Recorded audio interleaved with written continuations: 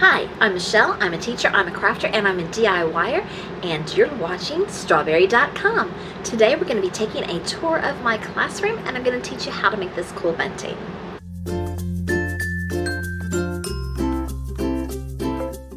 We're going to start this tour out in the hallway. I have a little alcove for my door, and I've decorated my door with footballs and Mustangs, because we're the Mustangs, and hashtags like MFMS rocks, because it does. And you will see here as I back up my stool. So I have plantar fasciitis, and I talked about in another video about how I keep stools everywhere, so there's one of my stools. All right, let's go on in. See my pool noodle? That's a school safety thing. I'm going to be covering that in a new video coming very soon.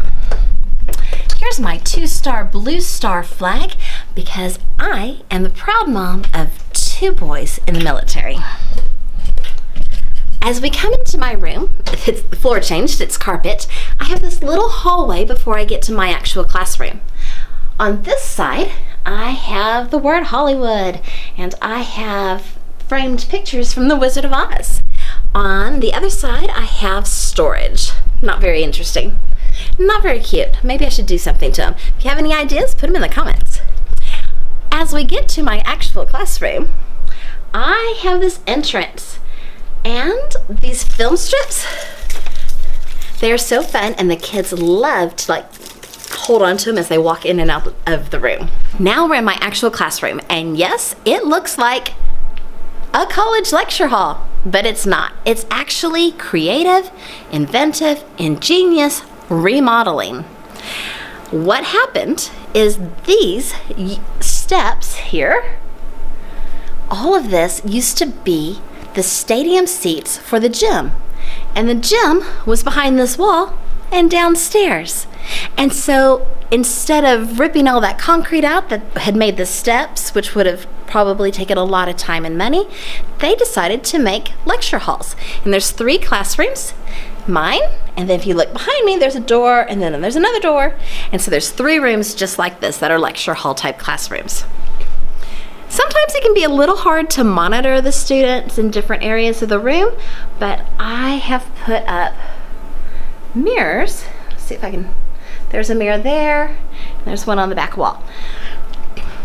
So the mirrors can help me to see what the students are doing. I also use a program on the computers so I can see their screens, since it is a little harder to monitor than a regular flat classroom.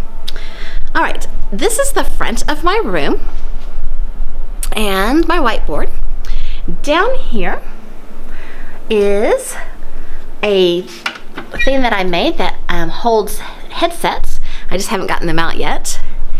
This is my golden hashtag that I won. I won this for being the queen of social media at my school. So I won the golden hashtag. All right, as we continue on into the front of my room, you'll see there's another stool. I do keep stools everywhere. And here's kind of the view of the whole room down here from the bottom. I have movie posters on both of the side walls, and I'll take you up to the top in a few minutes. On the back of the computers, I have name tags, and they're color-coded for what class period the student's in, since I have 8 periods of students. So I can look and I can go, oh, pink Jared, that's Jared from first period. As we continue, we have my desk on this side, and on this side, I have a bulletin board all about social manners. And so I wanted to share with you, I made this actually last year. This is fabric, and then I just cut out the circles and all, and just wrote on them, super fast, super easy. I put regular type of bulletin board border here, but I have it sticking outwards with a feather boa. And I do have a little set of twinkle lights here, but the batteries have died. Then I have this shelf, and on this shelf, everything is for the students to be able to use. So students can put their papers, if they're in 5th period, in this basket, and they can use the tape, they can grab a pencil. The all the stuff they can use. They can get a tissue. And these are my golden horseshoe jars. So golden horseshoes is our school-wide reward thing. You get a golden horseshoe for outstanding behavior, and I've just decided to put it in different jars for each class period so that each class period can have their own prize whenever they fill up a jar. Looks like 7th is almost there. Also on the front wall, I've got posters to help the students with different things like colors and typing and the bell schedule, and I made this poster for my Teacher of the Year award that I got last year. All right, let's head upstairs. The steps are uneven since they weren't actually designed to be steps in a classroom. They were designed to be seats and stands, and so I have to be very careful as I do this. Here we are up at the top, and have a little extra space up here. As you can see, this would be like the top row where you might sit to watch the basketball game from the very top. And up here, I have put up my Ziggy posters again. I have had these posters since I was in college. I've used them over and over again in many different classrooms, and I pulled them back out again this year because they have such cool quotes and sayings on them. They actually were a calendar that I used in college back in 1989, so they are literally 30 years old. If I turn them over, you can see like when I had a test due or a project due, written on the calendar. It's really kind of funny, but if you ever need cheap decorations for a classroom or for your bedroom or anything that you might need, get a calendar. They have 12 different pictures. They work really good. In fact, hold on, come with me.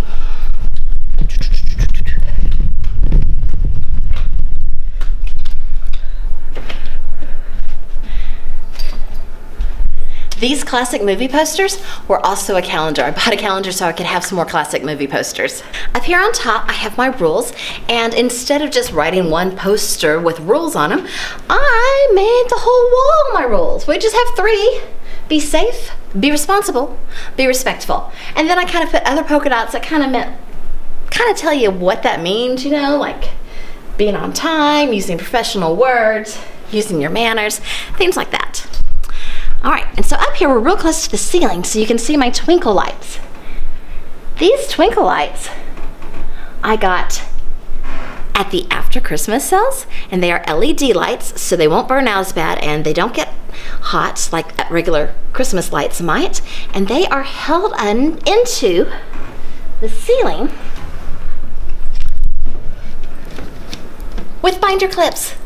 Yay! For the bunting, what I did is I went to the store and I just bought 1/4 yard of fabric in each of these colors. So I have a red, I have a kind of wild 70s type print, I have a red pattern, I have a stripe, I have a teal, I have a polka dot, and they just repeat over and over again. So each of these I just got 1/4 yard, which is about 9 inches. And so they are about, oops. I have to hang that back up. They're about 9 inches long, and they are about 6 inches wide, I believe is what I did. And so I just marked at the top like every 6 inches and at the bottom every 6 inches, and then I just cut them, and I used a rotary cutter that has a zigzag blade on it, and it took a while because I cut a lot of these triangles, but it really wasn't hard work and anybody can do it. After I got all the triangles or flags cut, then I put them each in their own color stack, and then I pulled one from each stack at a time so that I could have one stack of multicolored flags in the order that I knew that I wanted them in.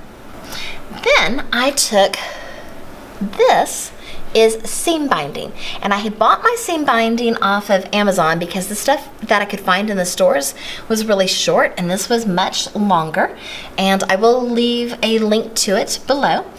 And I put the seam binding around a flag, and then I put it through my sewing machine, sewed it to the end, then grabbed another triangle and put that in, and just kept going.